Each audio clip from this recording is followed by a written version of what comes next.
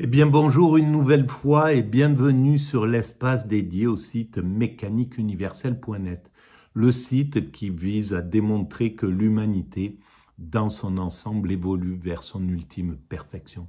Ou plus précisément, nous travaillons tous sans le savoir à construire le paradis pour nos futurs descendants.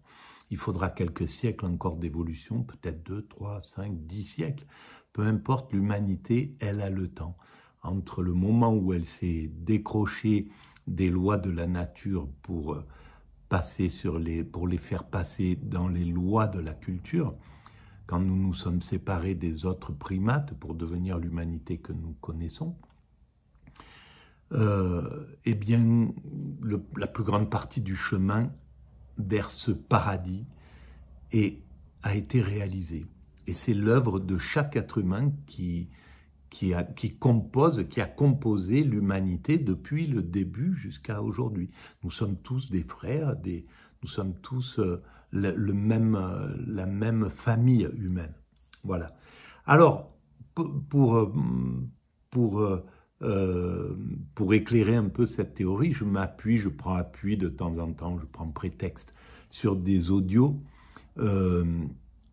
que j'écoute sur France Culture bien souvent, et là je sors d'un travail, il y a eu beaucoup de vidéos sur l'évolution de la raison proposée par François Châtelet dans les années 70.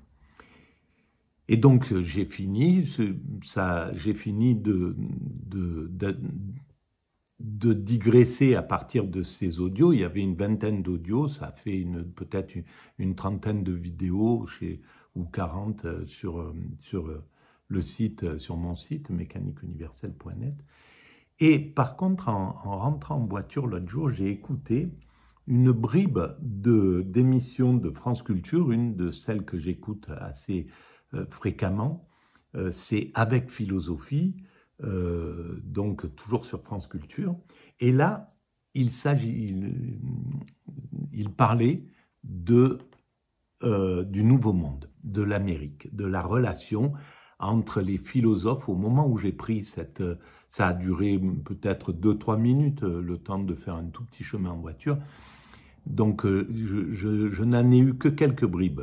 On va le découvrir ensemble et ça va me permettre de commenter. Et cette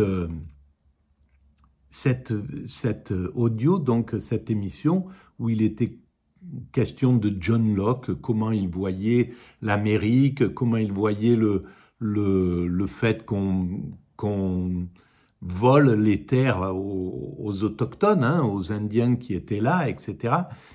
Et ça m'a vraiment fait tilt parce que ça correspondait à l'émission donc précédente sur l'histoire de la raison, où John Locke était dans cette grande période entre Galilée et on pourrait dire Marx, où la raison prédominait dans l'Occident. Et cette raison, elle était toute puissante.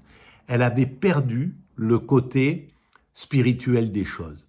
C'est-à-dire que à partir de là, la philosophie, la science ont mis à l'écart le spirituel pour pouvoir réfléchir en paix aussi. Le problème du spirituel, c'est qu'il se mêlait du scientifique.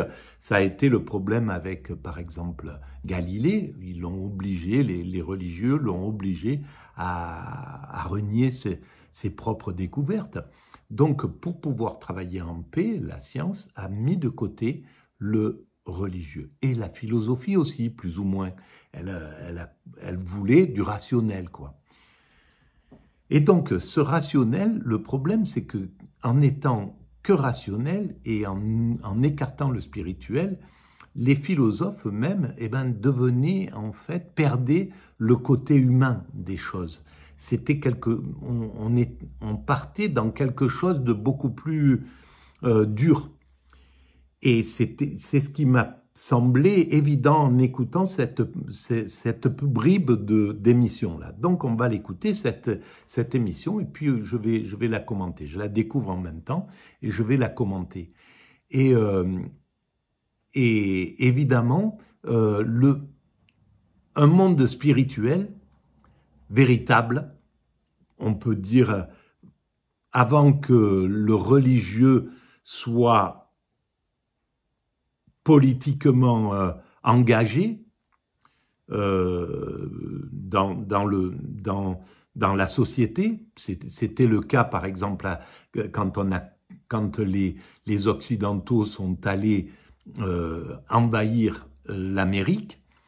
Eh bien, le religieux était fédéré avec le pouvoir classique, avec les aristocrates, avec la royauté, etc. Ils travaillaient main dans la main. Donc, le religieux était passé du côté du pouvoir.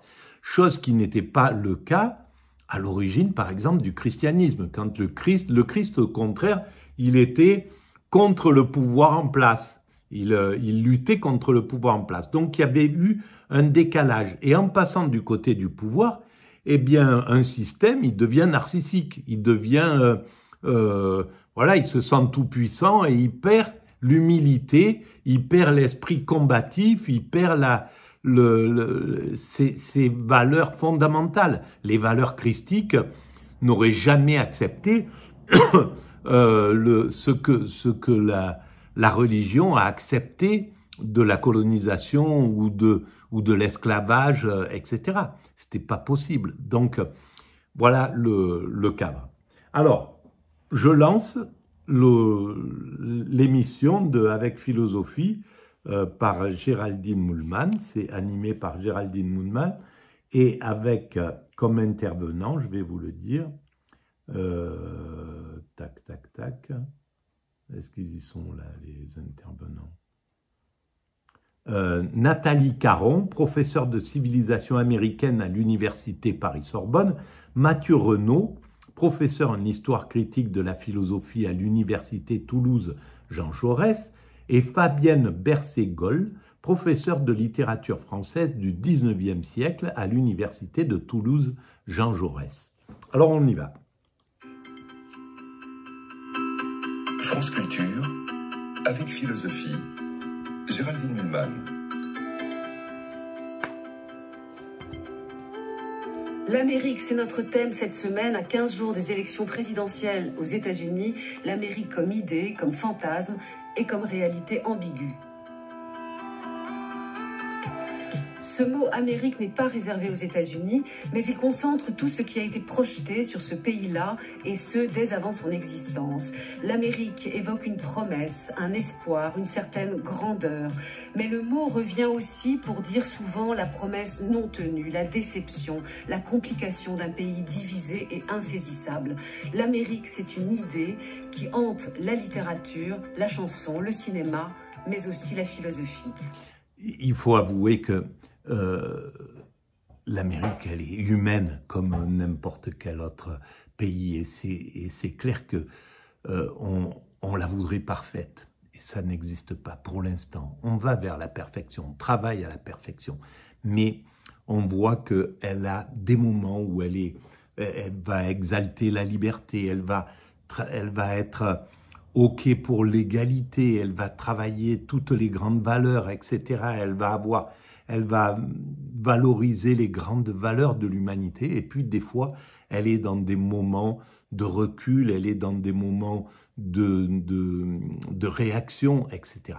Et là, ben, elle a eu, c'est pas sa faute, mais dans son combat entre le communisme et le capitalisme, entre l'URSS et le capitalisme américain, eh ben c'est le capitalisme américain qui a gagné, et donc la chute du mur de Berlin a été actée dans les années 80, le communisme est tombé, et le système capitaliste, le néolibéralisme qui est né à ce moment-là à peu près, c'est peut-être pas le néolibéralisme, mais enfin voilà comment on en parle.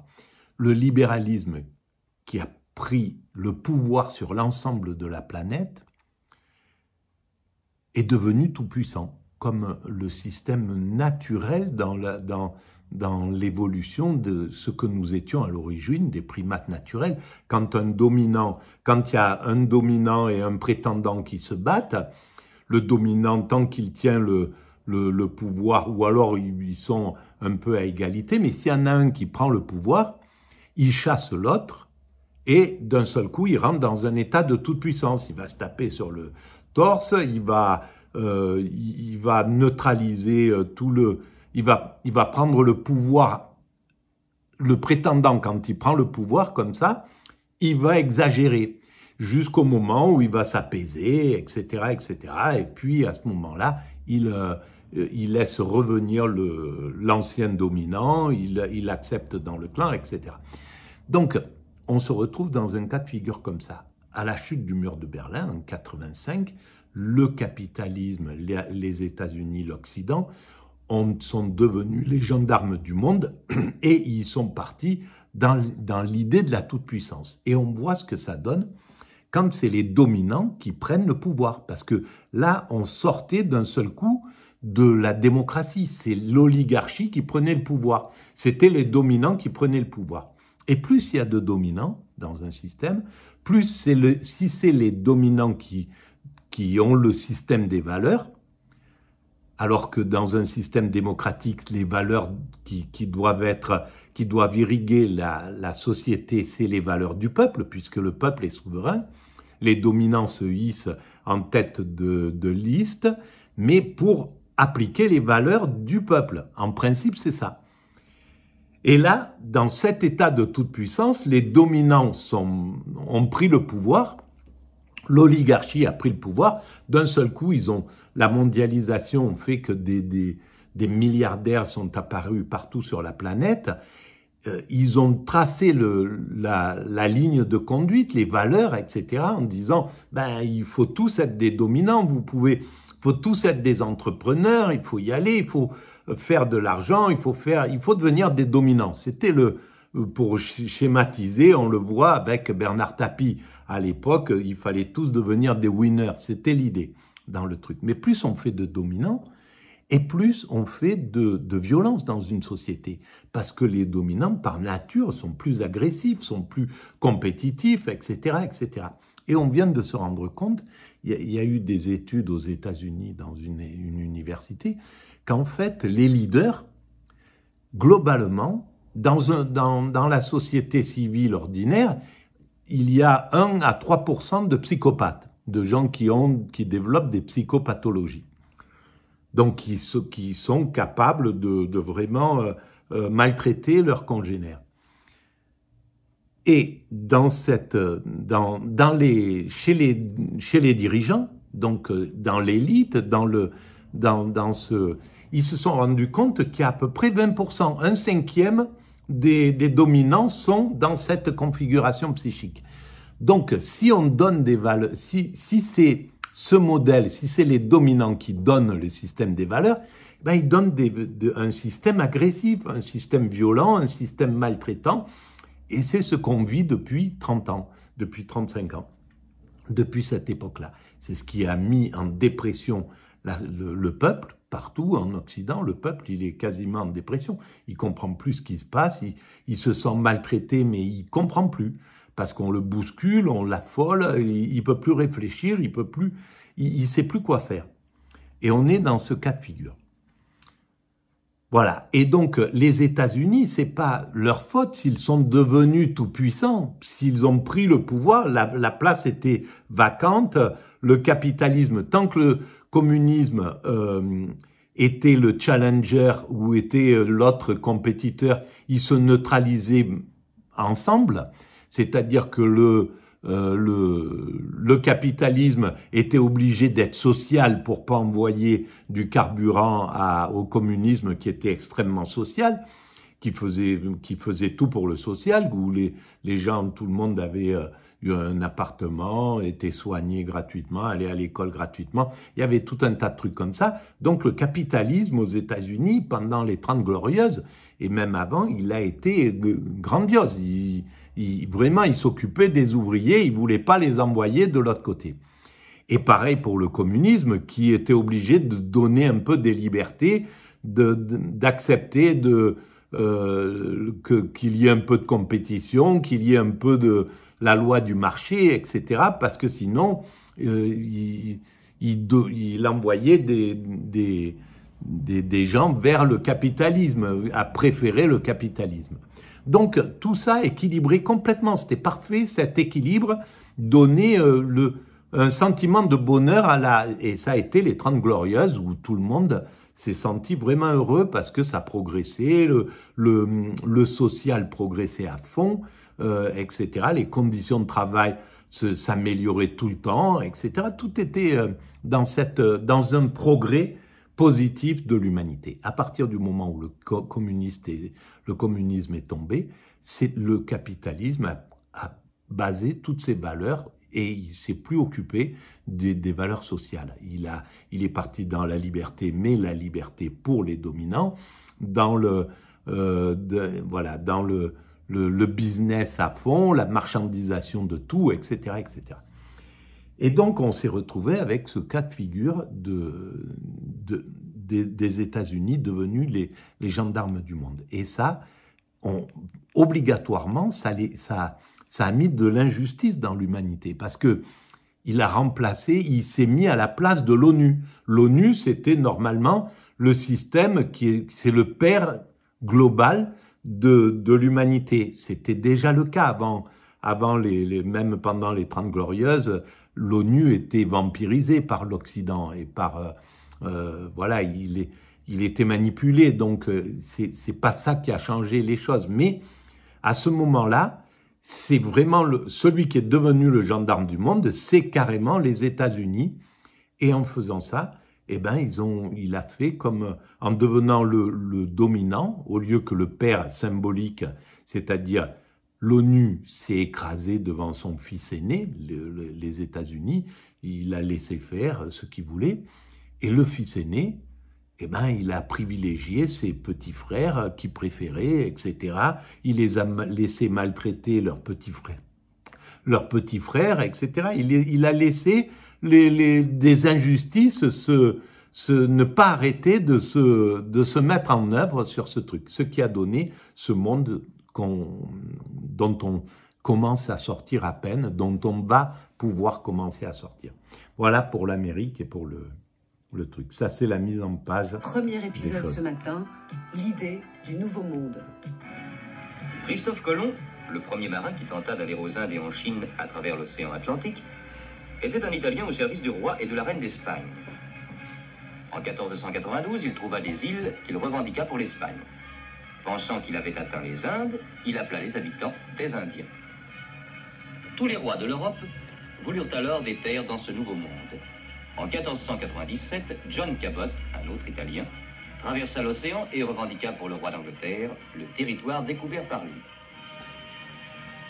Au XVIe siècle, toute l'Europe découvre l'Amérique, ainsi nommée en l'honneur d'Amerigo Vespucci, italien qui fut l'un des premiers à écrire sur ce nouveau monde. Le continent nord est une immense région sauvage de plaines et de montagnes, de forêts, lacs et rivières, qui s'étendent de la mer Arctique aux tropiques, entre les deux grands océans.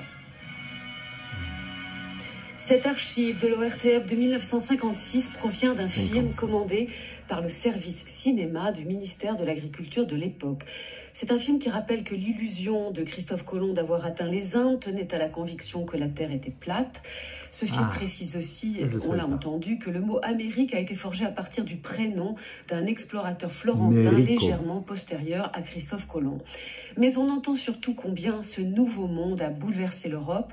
Qu'y avait-il là-bas et qu'allait-on y faire? De John Locke, philosophe anglais majeur de la deuxième moitié du XVIIe siècle, à Chateaubriand qui publie Atala en 1801 après un voyage de 5 mois dans ce pays qui s'appelle désormais les États-Unis d'Amérique, cette Amérique est la proie du désir, expression que j'emploie à dessein car on y entend le désir, mais aussi la proie.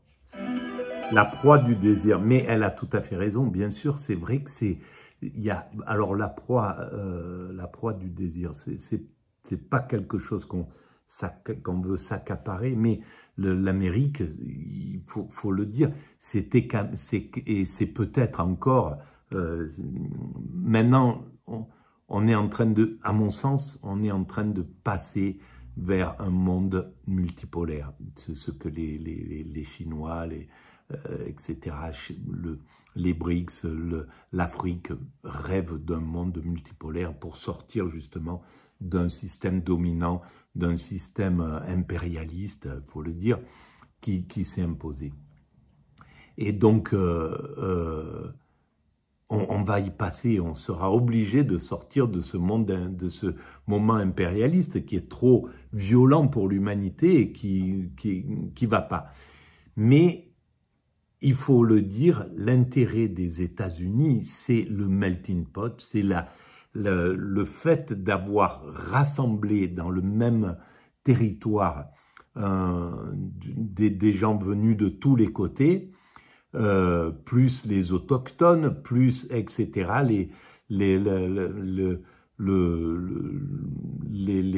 descendants des esclaves, a fait que la société, elle a amené une énergie créatrice intense, qui était vraiment intéressante. Mais, à mon sens, justement, il manquait quelque chose de spirituel.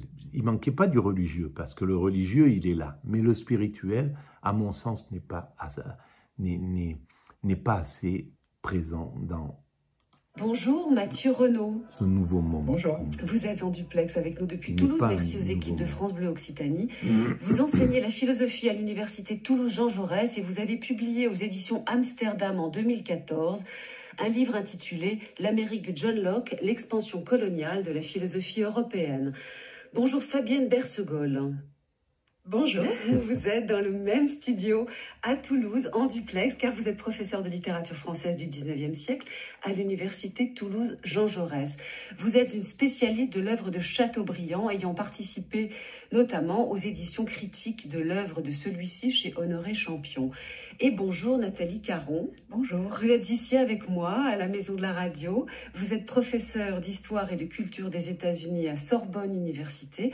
Vos travaux sont vastes. Aujourd'hui, vous nous parlerez de Volney, historien et explorateur français, ami de Thomas Jefferson, qui peu après Chateaubriand a lui aussi fait un voyage en Amérique et écrit sur elle, non sans quelques piques envoyées d'ailleurs à Chateaubriand.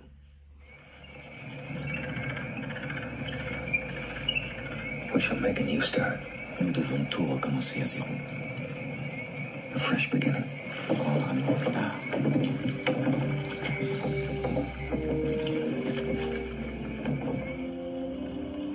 Here the blessings of the earth are bestowed upon all.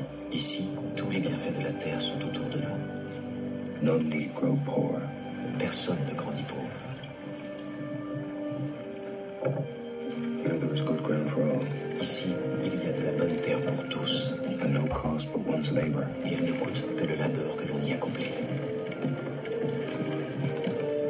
Nous pourrons bâtir une vraie communauté. Le travail et l'autonomie seront nos vertus. We shall have no landlords to wreck us with high rents or extort the fruit of our labor. Nous n'aurons pas de seigneurs qui nous écraseront avec des impôts ou nous extorqueront le fruit de notre labeur. Par contre, ils l'ont fait avec les autochtones. C'est ça qui est... c'est né quand même d'un génocide et d'un crime contre l'humanité intense que l'Occident va devoir régler. À mon sens, ça c'est mon point de vue. Mais avant 100 ans, le monde blanc aux États-Unis, les descendants et les nouveaux venus vont devoir céder la terre entière des États-Unis, de l'Amérique, aux autochtones, aux descendants des autochtones, et louer l'espace à ses descendants. Parce que ça sera jamais accepté que ce drame qui a été fait et que on regarde pas, on veut pas trop regarder. Bien sûr qu'il y a l'esprit critique, il y a la critique, etc. On sait que que les Indiens ont été volés, abusés, spoliés, pas écoutés, violentés, etc. Parqués, enfin tout un tas de choses affreuses. Et donc l'Occident va devoir, le monde blanc va devoir faire son mea culpa, rendre rendre les choses. Ça sera comme passage dans le symbolique en somme, dans la restitution de la terre, mais c'est obligatoire. C'est l'évolution là de la société. Elle ne laissera pas les choses dans l'état où c'est actuellement, c'est-à-dire le statu quo, le silence, les choses comme ça, on essaye de laisser glisser, etc. Ça ne marchera pas.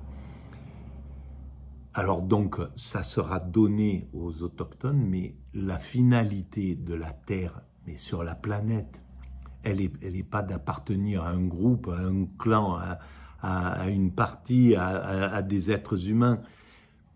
La propriété privée, c'est destiné à être abolie. Elle sera abolie quand je parle de l'humanité va atteindre son ultime perfection. Quand on aura atteint cette ultime perfection, la propriété privée sera abolie. Tout appartiendra, tout sera patrimoine commun de l'humanité. Tout appartiendra à l'ensemble. Il n'y aura plus d'appartenance. Tout sera au service de chaque être humain. On pourra, voilà, si on marche, on pourra arriver n'importe où, être accueilli, avoir... Tout appartiendra à la communauté humaine. Voilà, à mon sens. C'est comme ça que je vois l'évolution de l'humanité. À mon sens, c'est une évolution logique. C'est pas juste un rêve, une imagination. C'est la logique de notre évolution qui nous conduit à cela. Et ça, on peut le creuser. Hein. C'est possible de le creuser. Capitaine, on n'a plus assez de fonds pour continuer. On va accoster.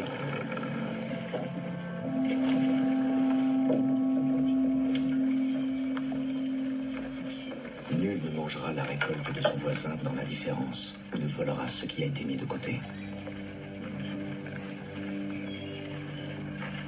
Les hommes ne se dépouilleront pas les uns les autres.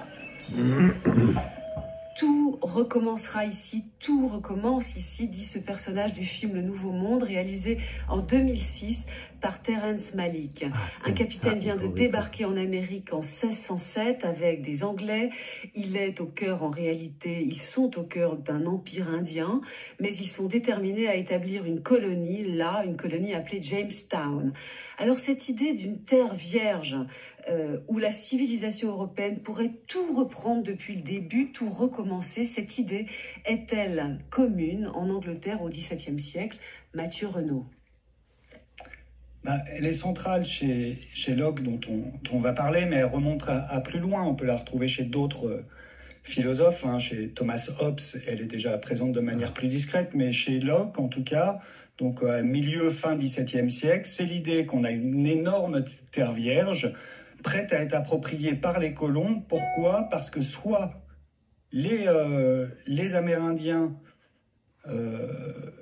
c'est une terre vierge, une terre sans habitants. Ça, c'est le premier argument. Le deuxième argument chez Locke, très courant, mais qui est un argument de justification de la colonisation différent de celui qui pouvait avoir lieu chez les Espagnols. Donc oui, pour les Occidentaux, pour les Européens, il n'y avait pas la propriété privée, ils vivaient justement dans une sorte de liberté absolue. La terre était commune, était là, etc.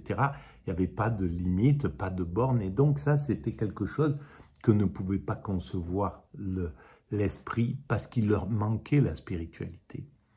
Les Occidentaux, à cette époque-là, 1400, 1500, 1600, la spiritualité était trop faible pour comprendre un monde spirituel.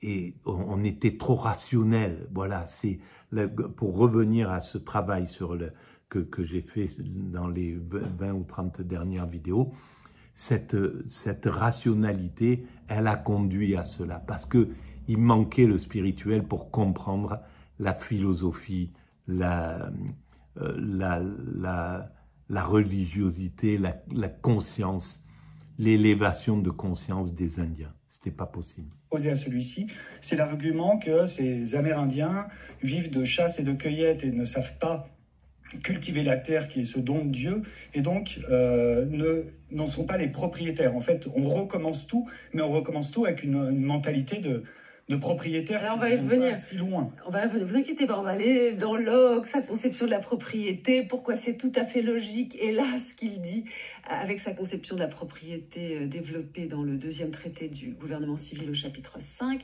On va y revenir, mais je voudrais savoir juste si c'était commun au XVIIe de considérer que c'était une opportunité magnifique, cette Amérique donc jugée vierge, où les Européens pourraient recommencer tout ce qui peut-être avait été fait en Europe de manière insuffisante. Bon, est-ce que vous pouvez me dire si voilà tous les cercles philosophiques, intellectuels, politiques, je pense notamment à ce qu'on appelle les Whigs, les libéraux anglais dont Locke a fait partie à partir des années 1660, tout le monde avait tendance à penser les choses ainsi? Alors, je ne sais pas si c'est tout le monde, à mon sens, mais la colonisation reste une aventure que ne tente ou que n'imagine qu'une partie des intellectuels. Est-ce que Locke pense à recommencer quelque chose? Je ne sais pas exactement, recommencer on aura quelque chose de plus évident chez Berkeley plus tard, quand il s'agira de repartir d'une Europe décadente pour refonder, mais c'est quelque chose en Amérique sur le plan religieux. Il pensera à fonder un collège aux Bermudes. Oui. C'est aussi pour sauver une Europe décadente de cette condition, mais chez Locke, ça ne me paraît pas si évident. D'accord. Donc, ce qui veut dire que, bon, là c'est intéressant parce que c'est la vision, comment se sont comportés les philosophes à l'époque de la conquête de l'Amérique. Voilà.